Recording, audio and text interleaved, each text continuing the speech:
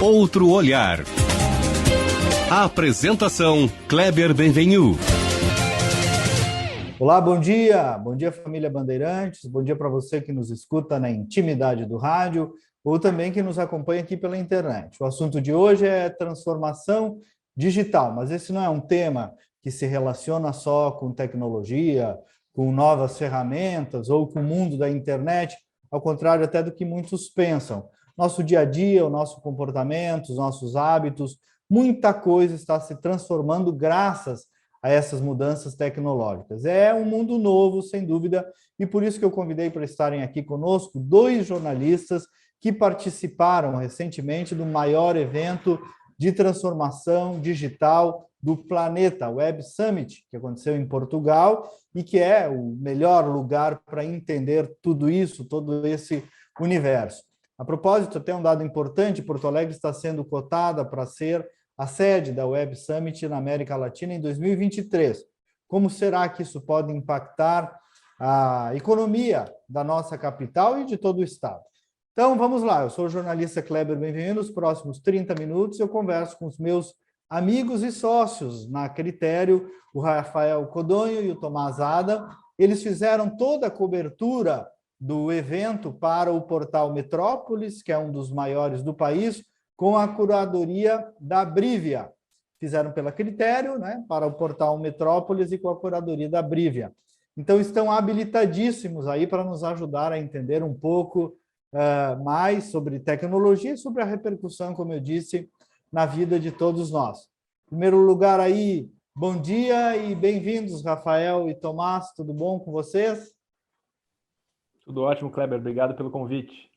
Tudo Obrigado, bem, Rafa? Kleber.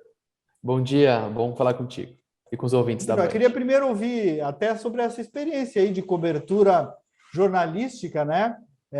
Pela Critério, hoje vocês são empresários, mas ali fizeram, às vezes, também de jornalistas de canetinha, né? Como é que foi essa experiência, essa parceria com a Metrópolis e a Brivia, de cobrir um evento internacional e a experiência de estar lá na Web Summit? Rafa? Bom, primeiramente, é a terceira vez que a gente participa do Web Summit, né?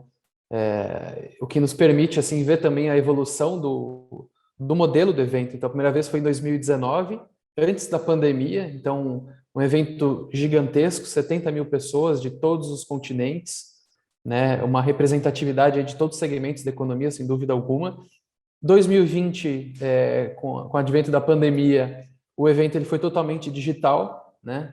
Então, o evento que, pelo menos na minha percepção, depois eu quero ouvir a avaliação do Tomás, ele perde um pouquinho do apelo do evento, porque uma das grandes graças, além de acompanhar as palestras acontecem em mais de 20 palcos simultaneamente, então tem que escolher uma trilha, guiar, e no meio dessas palestras, a parte mais interessante, ao menos para mim, é o contato que se tem com empreendedores do mundo inteiro, né? Então, tem pavilhões ali com empreendedores do Brasil, da Romênia, da Jordânia, enfim, de diversos países do mundo, né? E 2021 foi a retomada do evento aí no modelo totalmente presencial. Nós fomos pela Brivia, eles organizaram uma missão empresarial com pessoas do Brasil, que foram para Lisboa, uma equipe aí de 80 pessoas, entre integrantes de conselho de administração, executivos, empresários, e fizeram aí, teve eventos aí na semana do Web Summit, e a gente conseguiu acompanhar toda essa programação. Kleber, é interessante essa experiência de fazer uma cobertura internacional. Ela, é claro, tem aspectos, aí, sobretudo quando a gente fala em Web Summit, aspectos tecnológicos, aspectos econômicos, né, mas, sobretudo, é uma experiência de caráter cultural, né, onde a gente vai ali conhecer pessoas do mundo inteiro e, sobretudo, entender como que o mundo, né, em outros países, talvez mais avançados tecnologicamente do que o Brasil, ou menos, ou que tem diferentes tipos e formatos de experiências relacionadas à tecnologia, estão vendo esse momento. Então, o nosso desafio, né, Rafael, foi também, de certa forma, conectar aquilo que está sendo discutido no mundo para o público brasileiro. Aqui, no caso, né, para o público do Portal Metrópolis, que é o terceiro portal mais lido do Brasil. Então, o que a gente buscou trazer ali são histórias, são tendências, são ideias que façam sentido aqui para o público brasileiro e sobretudo, com a curadoria da Brivia, que sempre dá um estofo também de discussões aqui relacionadas à transformação digital, que é muito importante. Então, foi essa experiência bastante rica em diversos aspectos. Rafa, e esse aspecto aí do pós-pandemia, né? Um encontro que reuniu 40 mil pessoas em um lugar físico.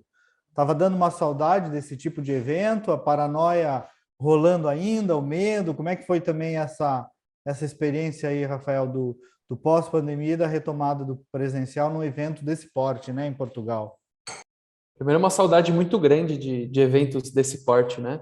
Eu lembro quando, poucos meses antes da realização do evento, o CEO, que se chama Perry Cosgrave, ele tinha anunciado que o evento ia ser presencial, né? Foi um gesto de certa ousadia da parte dele, porque, sobretudo no conteúdo, no contexto internacional, tinha muitos focos aí de países com a pandemia em alta ainda, com muitos casos e mortes, né?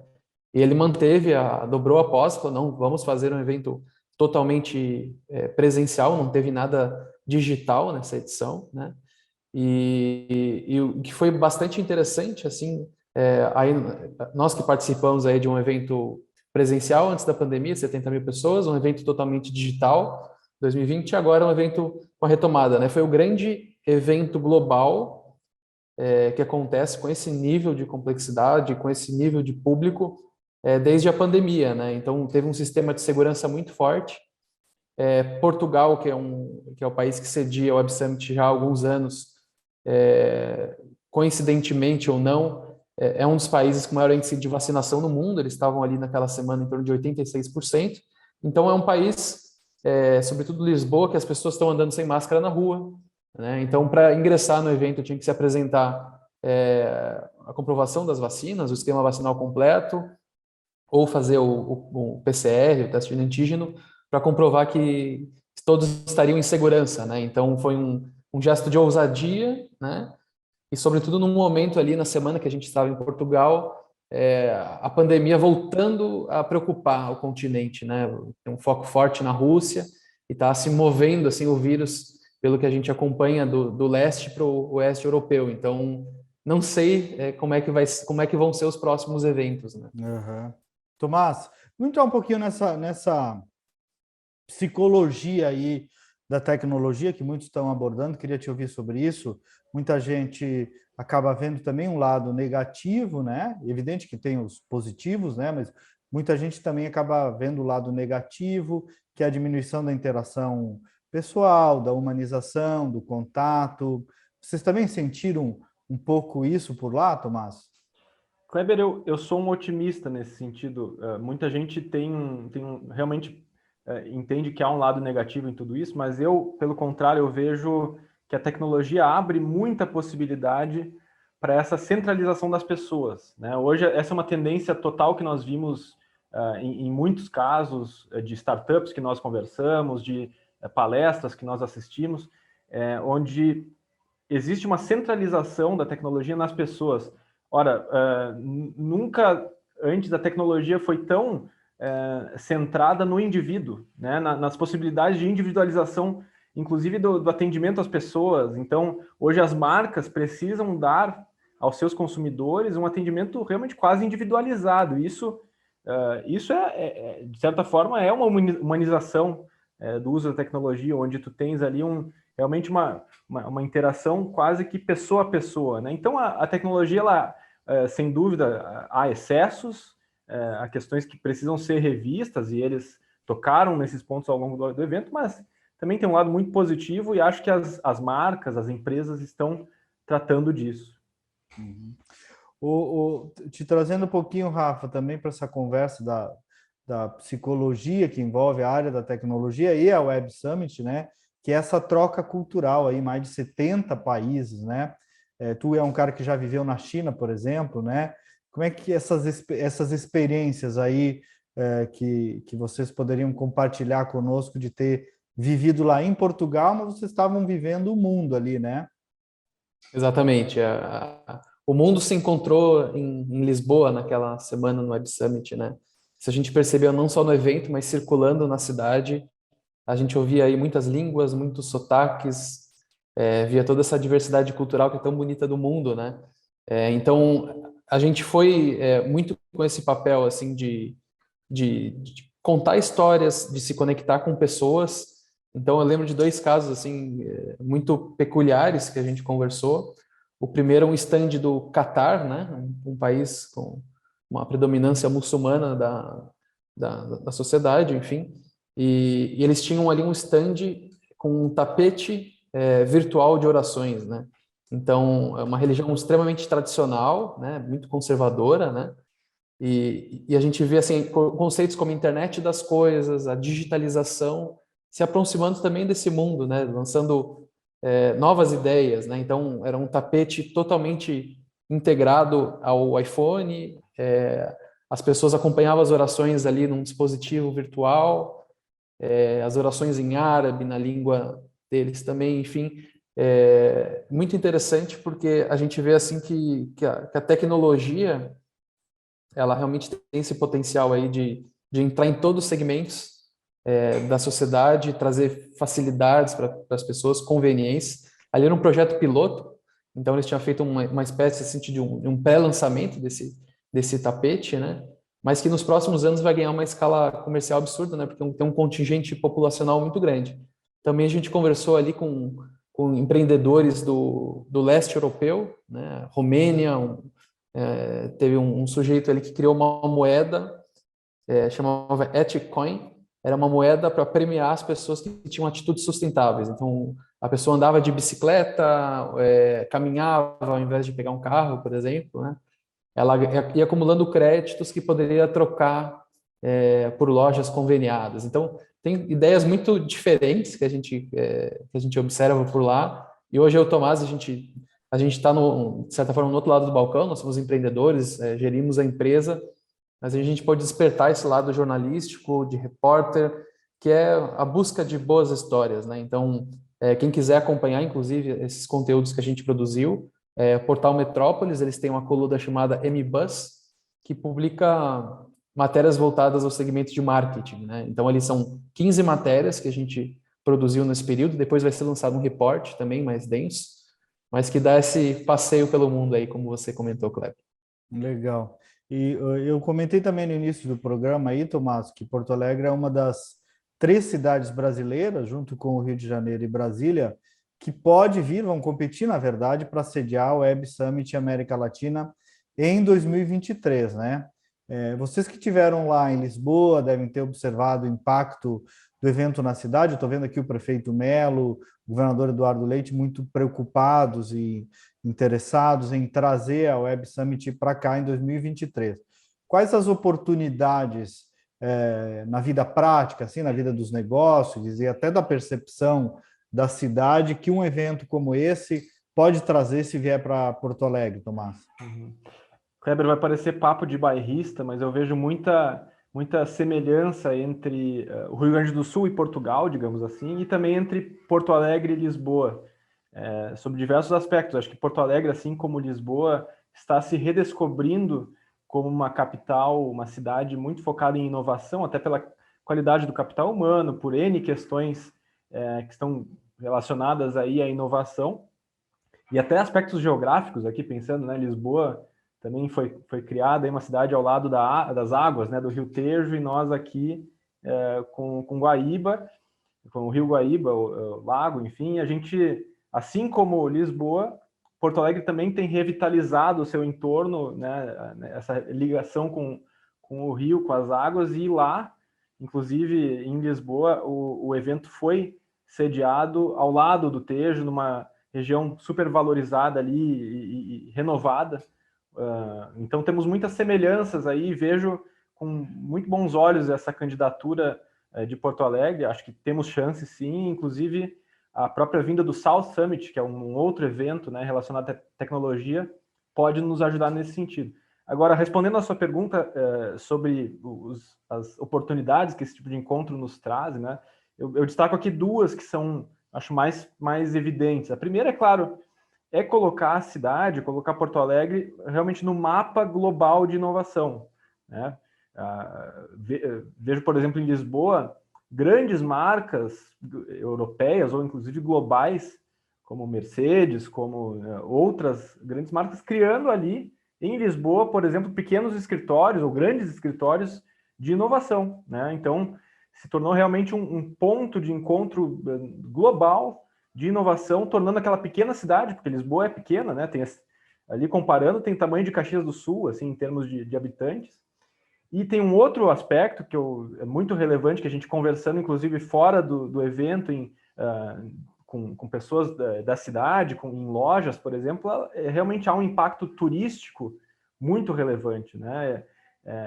Esse ano foi um pouquinho menor o número de participantes em relação a 2019. 2019 foi cerca de 70 mil, esse ano foram 40, mas ainda assim é um impacto gigantesco. Pessoas com alto poder aquisitivo que vêm na cidade, que vão nos restaurantes, que conhecem as lojas, que conhecem os pontos turísticos. Então, é um movimento muito interessante que acontece todos os anos ali, que coloca realmente no mapa a cidade em termos turísticos também. Imagina todo mundo, jornalista, vocês, no caso, para o Brasil inteiro, né? E outros jornalistas do mundo inteiro, sem falar as próprias redes sociais, né? Pessoas inteiras falando da cidade. Lisboa mais conhecida no cenário mundial, Porto Alegre seria um impulso, no mínimo, como taxa de conhecimento, né? Sem falar todas essas oportunidades de negócio aí que tu estás dizendo, né, Tomás? Exatamente, perfeito. Eu queria também falar um pouquinho sobre as tendências que vocês viram lá, né? A gente estava falando aí antes de começar o programa, fora do ar, sobre questões que envolvem inteligência artificial, robôs, etc., né? Eu acho que às vezes ainda esse é um tema meio teórico, né? As pessoas não conseguem tangibilizar, por exemplo, o que é essa inteligência artificial, quando é que vai chegar a era dos robôs, embora, por exemplo, na indústria isso já esteja muito mais claro, né? Agora aquela enceradeirazinha, ou aquele, não é enceradeira, como é que chama? O que recolhe pó das casas, me fugiu a palavra. Um aspirador. Aspirador robô. Aspirador de pó. Né? Agora o aspirador está materializando isso um pouco dentro das casas, né? Mas isso lá, em que ponto, até que ponto isso, Rafa, já é uma realidade? Como é que está se tornando mais ainda parte no cotidiano das pessoas, a robotização e a inteligência artificial? Muito bacana, assim, entrar no Web Summit, de certa forma, é atravessar um pórtico para o futuro, assim, para os próximos 5, 10, 15, 20 anos. Então, lá a gente conhece muitas dessas soluções. Então, eu e o Tomás, a gente tirou alguns dias ali para passear pelos pavilhões, conversar com empreendedores, enfim. E a gente está andando ali, tem robôs que passam na nossa frente, que dançam, que conversam. Então, a gente conversou, por exemplo, com um empreendedor português que vinha ali de uma indústria extremamente tradicional. Eles criaram um braço de inovação e colocaram de pé um robô que já está trabalhando em alguns locais, assim, em funções como garçom, recepcionista de hotel, né? Então, são coisas que já estão acontecendo, claro, como o Kleber disse, assim, ainda num modelo bastante incipiente, não escalável ainda, mas são indícios, assim, do que a gente tem para o futuro. Eu lembro de uma palestra que a gente assistiu também com o executivo da Amazon. Ele falava sobre a Alexa, né? A Alexa é um assistente virtual da Amazon, um dos principais aí do mercado. E como que funcionou a Alexa nos últimos anos? Então, o Kleber chegava em casa e falava: Alexa, eu quero ouvir um disco da banda tal.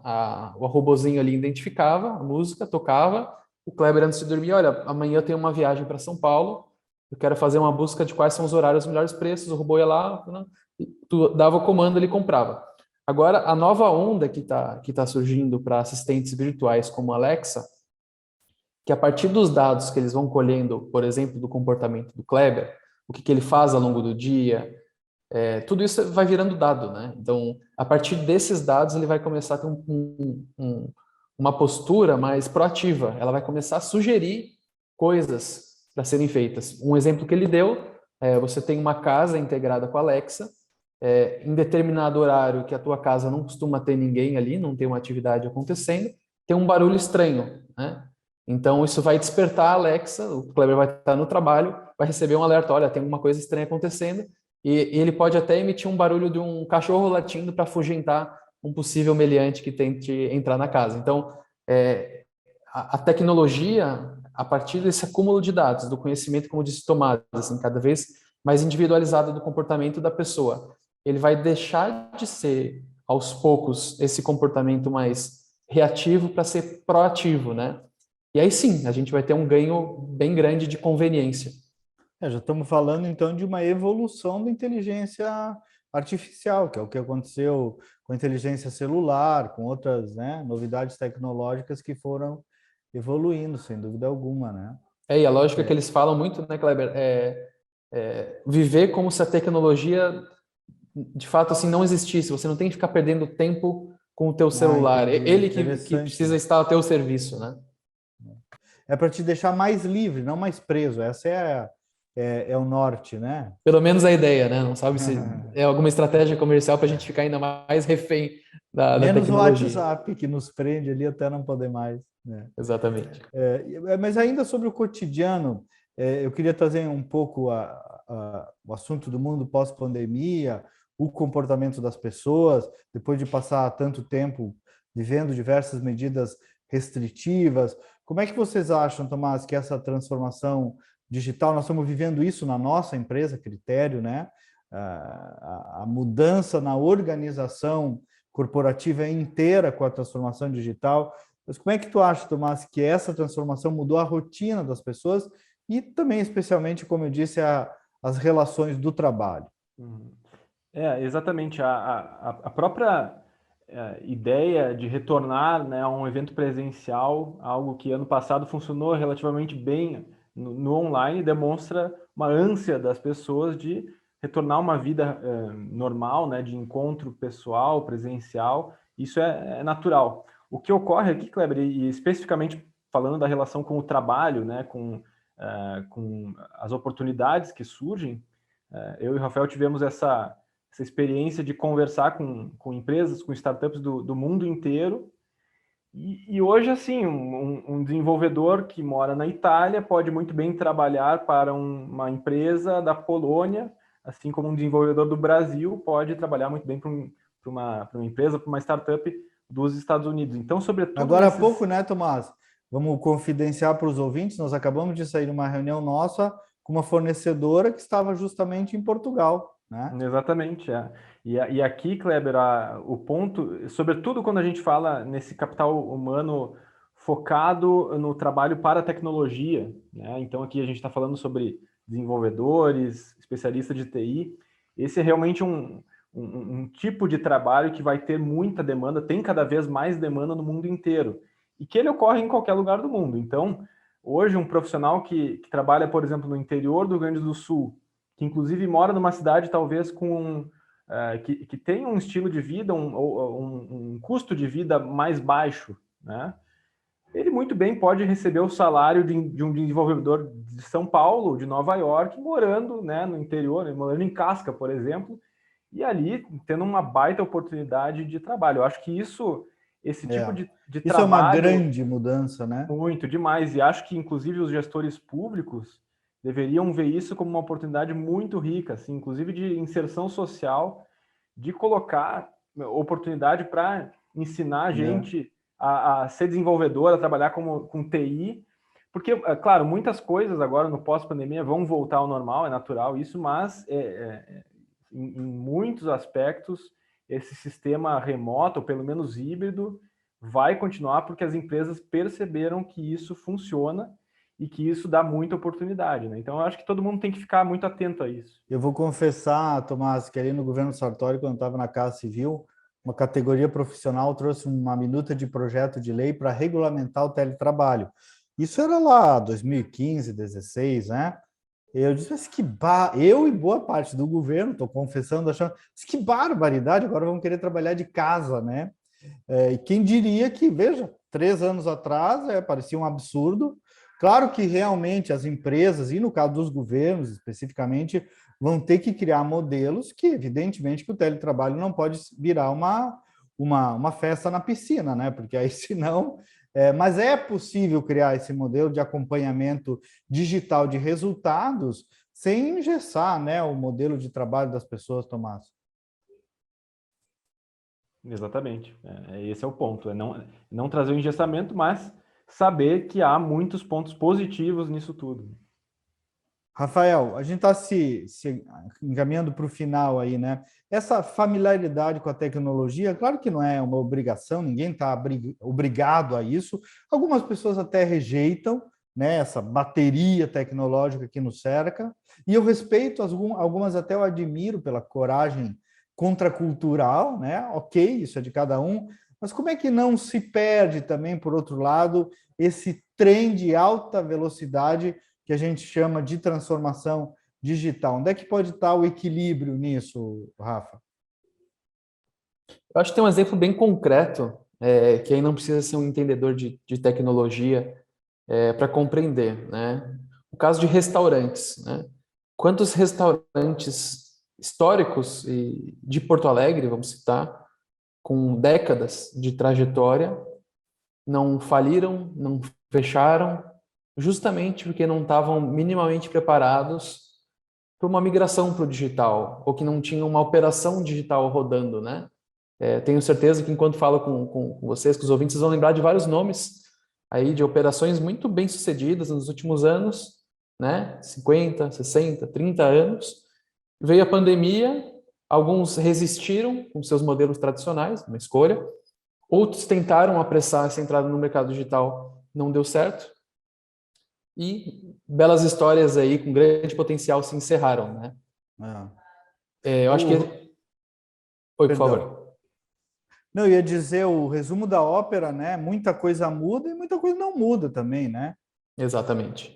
Então, parece isso também, Tomás? Exatamente, acho que esse é o grande ponto, né? Se as marcas ou se as pessoas começarem a focar tão somente na tecnologia, eles vão estar sempre tentando enxugar gelo, porque a tecnologia hoje muda e num dia uma plataforma é uma, no outro já é outra. Isso muda muito. Agora, o que não muda é justamente o foco nas pessoas.